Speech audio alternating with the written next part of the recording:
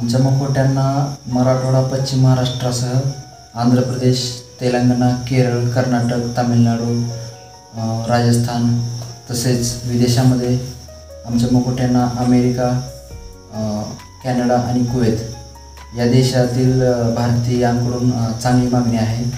तसेच यावर्षी आम्ही जवळपास 600 मुखवटे भारतातील इतर राज्यात तसेच बाहेर देशामध्ये यशस्वीरित्या पाठवले आहेत. 40 वर्षापूर्वी आमच्या वडिलांनी या मुखवट्यांची बनवण्याची सुरुवात केली होती. त्याचा वारसा पुढे आम्ही घेत आमचा बंधू मंगेश आणि मी या दोघांनी मुखवट्यामध्ये डोळ्यांची आखणी, शेडिंग,